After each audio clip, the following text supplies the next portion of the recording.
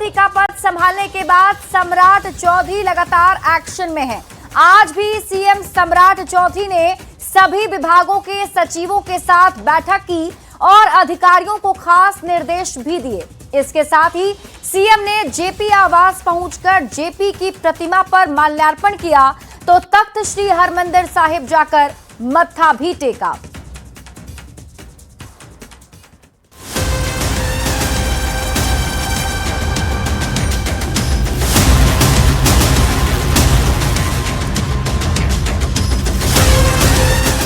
मैं सम्राट चौधरी ईश्वर की शपथ लेता हूं। बुधवार को सम्राट चौधरी ने बिहार के 24वें मुख्यमंत्री के रूप में शपथ ली। उसके बाद से लगातार वो एक्शन मोड में। बुधवार को शपथ ग्रहण के तुरंत बाद सम्राट चौधरी सचिवालय पहुंचे थे। गुरुवार फिर सुबह से ही सीएम सम्राट एक्शन मोड में। सम्राट चौधरी सुबह सुबह सचिवालय पहुंचे। सभी विभागों के प्रधान सचिवों के साथ अहम बैठक की। माना जा रहा है कि इस बैठक में प्रशासनिक स्तर पर कई बड़े निर्देश दिए। निर्देश साफ है, दोगुनी गति से करें विकास कार्य, जन समस्याओं का तुरंत समाधान करें, भ्रष्टाचार पर जीरो टॉलरेंस की नीति रखें, काम लटकाने पर सख्ती की जाएगी, अनुशासन और संवेदनशीलता से काम किया जाए।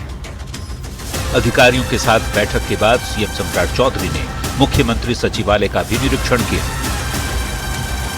साथ ही जेपी आवास पहुंचकर जयप्रकाश की प्रतिमा पर माल्यार्पण किया और प्रदेश की उन्नति और खुशहाली को लेकर गुरु महाराज से दुआएं भी मांगी। और गुरु गोविंद सिंह जी का पूरे प्रदेश पर कृपा बनी रहे, बिहार समृद्ध हो, देश विकसित हो, कई कामने। मतलब साफ है, बीजेपी के नेतृत्व में चल रही एनडीए सरकार के मुखिया सम्राट चौधरी प्रदेश के पूर्व मुखिया नीतीश कुमार के सपनों को पूरा करने में कोई कोर कसर नहीं छोड़ने वाले। न्यूज 18 के लिए शैलेंद्र कुमार, रवि एस नारायण और मनोज कुमार के साथ ब्यूरो रिपोर्ट।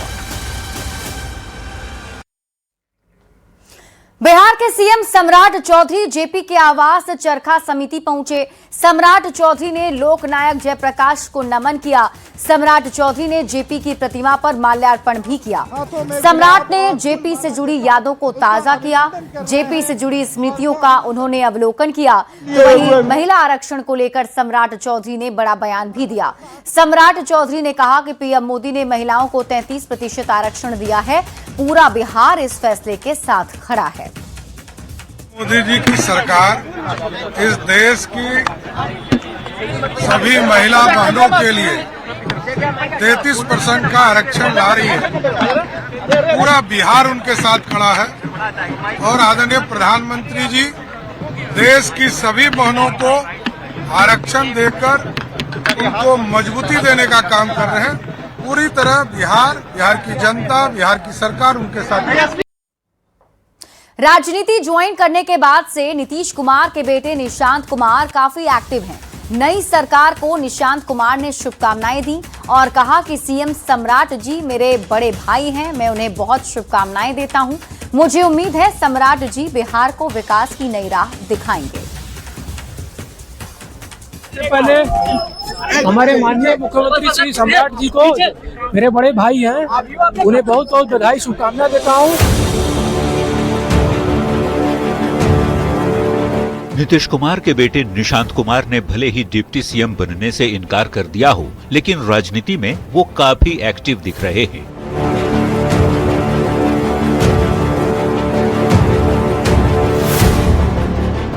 गुरुवार को फिर निशांत पटना के जेडीयू दफ्तर पहुंचे और कार्यकर्ताओं से मुलाकात की, जिसको लेकर जेडीयू कार्यकर्ता काफी उत्साहित दिखे। सारे यूथ के अंदर जान में जान आ गई है और ये हम लोगों को प्रोत्साहन भी मिल रहा है। जिनके हर एक स्टेप हम लोग मिलकर उनके कंधे से कंधा मिलाकर जिस तरह से हमने नीतीश कुमार जी को मजबूत किया, महिलाएं स्पेशली, उसी तरह से हम लोग निशांत कुमार जी को भी मजबूत करेंगे। नई सरकार के शपथ ग्रहण के बाद निशांत कुमार का पहला बयान भी सामने आया। निशांत ने कहा कि सीएम सम्राट जी मेरे बड़े भाई हैं, मैं उन्हें बहुत शुभकामनाएं देता हूं। मुझे उम्मीद है सम्राट जी बिहार को विकास की नई राह दिखाएंगे। सम्राट जी बिहार को विकास की नई राह दिखाएंगे। उनके नेतृत्व में एनडीए की सरकार है, हम एनडीए उनके नेतृत्व में काम करेंगे। नीतीश कुमार पर बने गाने को निशांत कुमार ने रिलीज भी किया और पिता के काम को आगे बढ़ाने की बात कही। तो मेरी कोशिश रहेगी कि उन्होंने जो 20 साल में किया है मैं उसे जन जन तक पहुंचाऊं और पिताजी के अधूरे सपनों को पूरा करूं।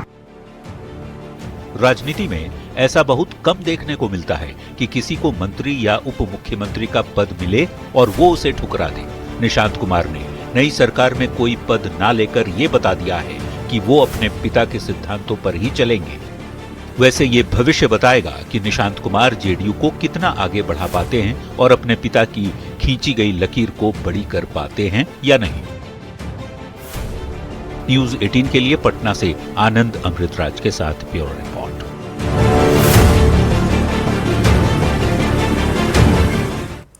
और अब बात करते हैं नारी शक्ति वंदन अधिनियम की, जिस पर लोकसभा में चर्चा जारी है।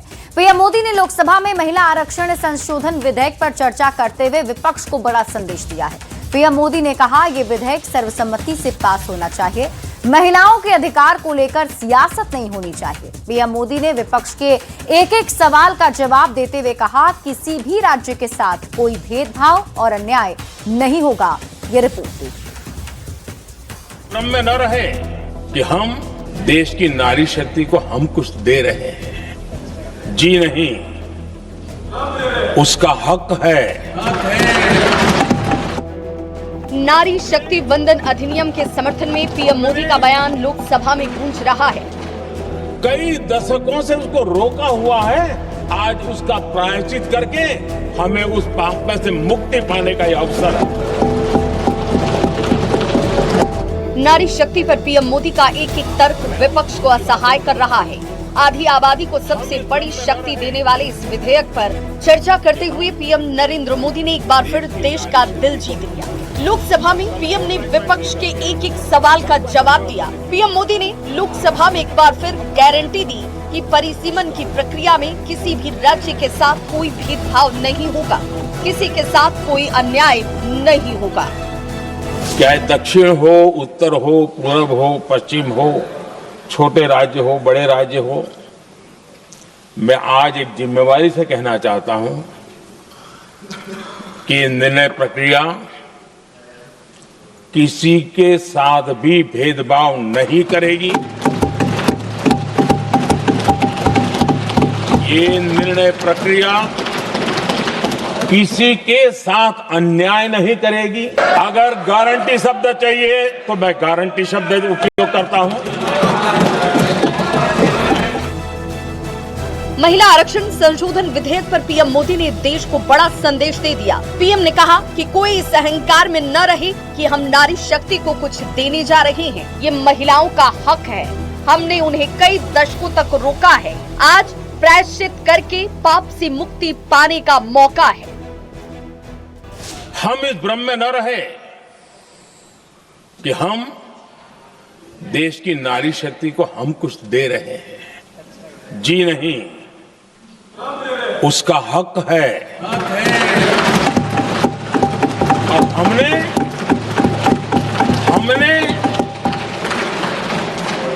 कई दशकों से उसको रोका हुआ है, आज उसका प्रायश्चित करके हमें उस पाप में से मुक्ति पाने का यह अवसर है। पीएम मोदी ने इस विधेयक पर हो रही सियासत पर भी जोरदार पलटवार किया। पीएम मोदी ने विपक्ष से कह दिया कि हम क्रेडिट का ब्लैंक चेक आपको दे रहे हैं, जिसे भरना है वो भर ले।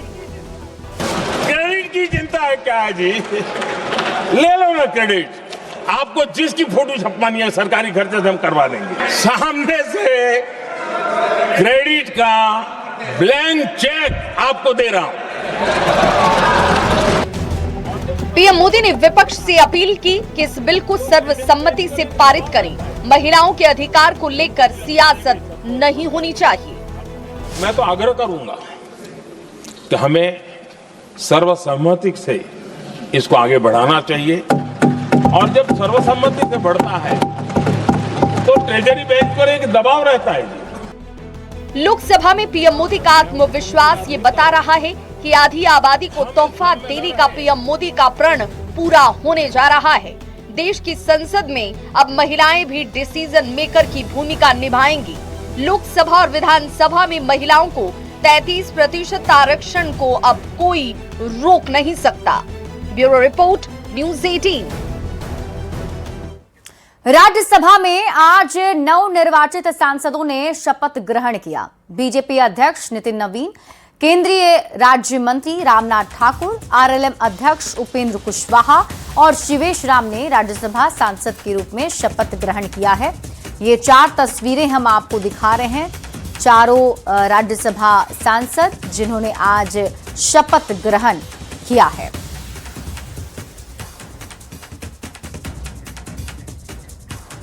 और अब बात करते हैं नीट छात्रा संवेदना केस की। संवेदना केस में सीबीआई की बड़ी चूक सामने आई है। सीबीआई 90 दिन बाद भी चार्जशीट दाखिल नहीं कर पाई, जिसके बाद केस के मुख्य आरोपी मनीष रंजन को कोर्ट ने जमानत दे दी है। अब संवेदना केस में सीबीआई की लापरवाही पर सवाल उठ रहे हैं। संवेदना केस में सीबीआई की बड़ी लापरवाही, 90 दिन में भी नहीं दाखिल की चार्जशीट, मुख्य आरोपी मनीष रंजन को जमानत। नीट छात्रा संवेदना केस में अब सीबीआई जांच पर भी सवाल उठने लगे। संवेदना केस में सीबीआई की बड़ी लापरवाही सामने आई। जांच एजेंसी 90 दिनों के भीतर चार्जशीट दाखिल नहीं कर सकी, जिसके बाद मुख्य आरोपी मनीष रंजन को जमानत मिल गई। पॉक्सो कोर्ट ने तय समय सीमा पूरी होने के आधार पर मनीष रंजन को राहत दे दी। मनीष शंभू गर्ल्स हॉस्टल का मालिक है और उसे 14 जनवरी 2026 को पटना पुलिस ने अरेस्ट किया था। इस चूक के बाद सीबीआई की कार्यशैली पर सवाल उठने लगे हैं और पीड़ित पक्ष में नाराजगी देखी जा रही है। अदालत के आदेश के बावजूद भी सीबीआई ने जानबूझकर इस केस में चार्जशीट नहीं दाखिल किया ताकि मनीष रंजन की जमानत हो जाए। और इतना ही नहीं, सीबीआई ने रेगुलर बेल सुनवाई के दौरान भी अदालत में लिख के दिया था कि उन्हें कोई आपत्ति नहीं है अगर मनीष रंजन की जमानत हो जाती है।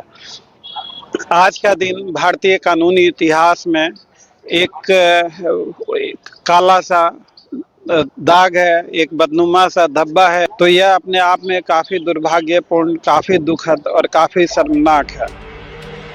नियमों के तहत समय सीमा में चार्जशीट दाखिल नहीं होने पर आरोपी को जमानत का अधिकार मिल जाता है। सीबीआई ने 90 दिनों तक कोर्ट में चार्जशीट नहीं पेश की। कोर्ट ने कई बार सीबीआई को आदेश दिया, लेकिन सीबीआई ने रुचि नहीं दिखाई। अब सीबीआई की इस चूक को लेकर सवाल उठने लगे हैं। इतने गंभीर मामले में सीबीआई ने चार्जशीट आखिर क्यों नहीं दाखिल की? जांच एजेंसी ने समय सीमा का पालन क्यों नहीं किया? क्या इंसाफ की राह धुंधली होने लगी है? लोग पूछ रहे हैं कि आखिर संवेदना को कब न्याय मिलेगा। न्यूज 18 के लिए पटना से धर्मेंद्र कुमार की रिपोर्ट। सुपौल से एक ऐसी तस्वीर सामने आई जिसने न सिर्फ भक्तों की भावनाओं को ठेस पहुंचाई है, बल्कि पूरे इलाके के सामाजिक सौहार्द पर भी सवालिया निशान खड़ा कर दिया है। त्रिवेणीगंज में उपद्रवियों ने बजरंग बली की प्रतिमा पर कालिख पोतकर इलाके की शांति में जहर घोलने की कोशिश की है।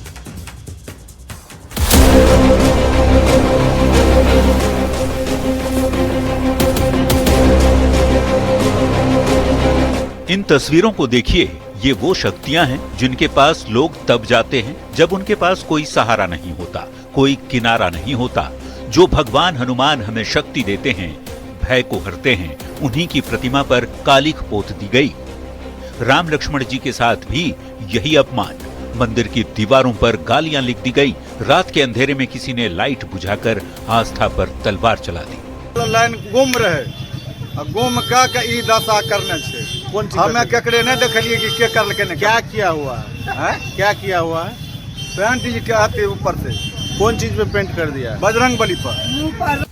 ये कालिख सिर्फ पत्थर की एक मूरत पर नहीं मली गई, ये कालिख मली गई है बिहार की उस साजी विरासत पर जहां कंकड़ कंकड़ में शंकर और कणकण में विश्वास बसता है। ये सिर्फ एक मूर्ति नहीं, ये लाखों बिहारी हिंदुओं की श्रद्धा है। ये वो भक्ति है जो रामनवमी पर फूलों से सजी थी। आज वही मंदिर अपमान का शिकार हुई। ऐसे में न्यूज 18 सवाल पूछता है कि कौन है ये असामाजिक तत्व? कौन बिगाड़ रहा सुपौल का माहौल? कौन है वो शक्ति जो मंदिरों से छेड़छाड़ कर रहा है? मूर्तियों को अपमानित करने की जरूरत बार बार क्यों? कब होगी आरोपियों की गिरफ्तारी? बजरंगबली जी का, और बजरंगबली जी के मंदिर को पूरा काला रंग से पोत दिया गया है और इसके पीछे में मतलब अभद्र गाली वगैरह इतना गंदा गंदा गाड़ी लिखा गया है जिसको हम वर्णन नहीं कर सकते हैं। यही घटना है और हम सवाल प्रशासन से भी है और उन सफेद पोश चेहरों से भी जो पर्दे के पीछे बैठकर ऐसी साजिशें रचते हैं। आखिर कब तक आस्था को सियासी बिसात का मोहरा बनाया जाएगा? कौन है वो जो चाहता है कि बिहार की गलियों में जय श्री राम के नारों के साथ भाईचारे की नहीं बल्कि नफरत की गूंज सुनाई दे? आज देख लीजिए कि जो है किस तरह से बजरंगबली और श्री रामचंद्र जी लक्ष्मण जी के मुंह पे कालिक भी पोता गया है। मंदिर के कुछ दीवार को भी क्षतिग्रस्त किया गया है और पीछे में कुछ गाली भी लिखी गई है। अपराधी चाहे कोई भी हो, उसकी कोई जाति या धर्म नहीं होता। उसकी पहचान सिर्फ एक है, वो समाज का दुश्मन है। आज सुपौल की जनता आहत है, लेकिन याद रहे हनुमान जी की इस कालिख को तो पानी से धो दिया जाएगा, पर उन चेहरों पर लगी नफरत की कालिख इतिहास कभी नहीं भूलेगा। प्रशासन को तुरंत कार्रवाई करनी चाहिए, असली अपराधी पकड़े जाएं, क्योंकि यदि मंदिर सुरक्षित नहीं तो समाज भी सुरक्षित नहीं। न्यूज़ 18 के लिए सुपौल से अमित कुमार झा की रिपोर्ट। बिहार में सत्ता की कमान बदलते ही सुशासन के साथ साथ जीरो टॉलरेंस की धमक सुनाई देने लगी है। सम्राट चौधरी के सरकार में शामिल होते ही भ्रष्टाचारियों की शामत आ गई है। ताजा मामला किशनगंज का है, जहां एक थानेदार के खिलाफ आर्थिक अपराध इकाई यानी EOU ने बड़ी स्ट्राइक की है। ये रिपोर्ट देखिए।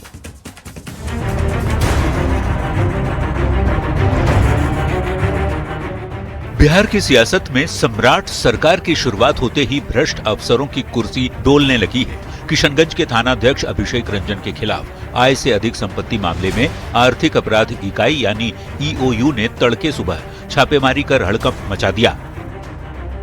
पद थानाध्यक्ष, नगर थाना किशनगंज। रैंक पुलिस निरीक्षक यानी इंस्पेक्टर। 2009 बैच के सब इंस्पेक्टर। 2023 में इंस्पेक्टर बनाए गए। मुजफ्फरपुर, मोतिहारी और पटना में तैनात भी रहे। सूत्रों की माने तो अभिषेक रंजन के खिलाफ लंबे समय से शिकायतें मिल रही थी, लेकिन जैसे ही राज्य में नई व्यवस्था का गठन हुआ, कार्रवाई की फाइल तेजी से आगे बढ़ी। पटना से लेकर किशनगंज तक फैले इनके ठिकानों पर जब टीम पहुंची तो काली कमाई के कई बड़े राज का पर्दाफाश हुआ। यह छापेमारी महज एक ट्रेलर है इस बात का कि अब बिहार में मलाईदार पोस्टिंग के जरिए तिजोरी भरने वालों के दिन लद चुके हैं।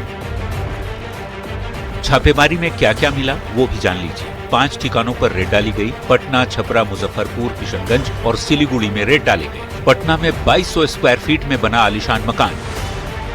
छपरा में 1400 स्क्वायर फीट का मकान। पैतृक गांव में बन रहा 2 मंजिला घर।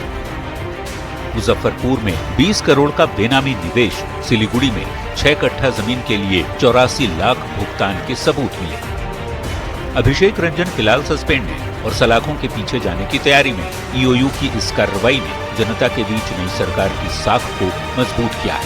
अभिषेक रंजन पर आय से अधिक संपत्ति का आरोप है। आय से 115.66% ज्यादा संपत्ति का आरोप है। 1 करोड़ 70 लाख रुपए का केस दर्ज किया गया है। 20 से 50 करोड़ तक के निवेश का आरोप है। बालू, शराब, पशु तस्कर के साथ साठ-गांठ का आरोप भी है।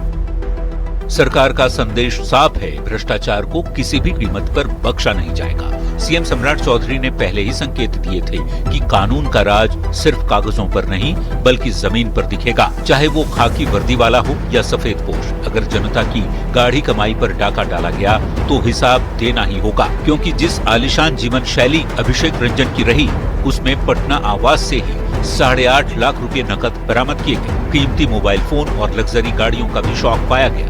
जनवरी 2026 में परिवार के साथ हवाई यात्रा का जिक्र है। मुंबई में 5 दिनों तक 5 स्टार होटल में भी ठहराव का प्रमाण मिला है, जबकि म्यूचुअल फंड, शेयर और LIC में भी सालाना कई लाख के निवेश की जानकारी मिली। बिहार की जनता इस कार्रवाई की तारीफ कर रही है। लोगों का मानना है कि अगर इसी रफ्तार से सफाई अभियान चला तो वो दिन दूर नहीं जब बिहार से भ्रष्टाचार का दीमक पूरी तरह खत्म हो जाएगा। न्यूज़ 18 के लिए किशनगंज से आशीष सिन्हा की रिपोर्ट।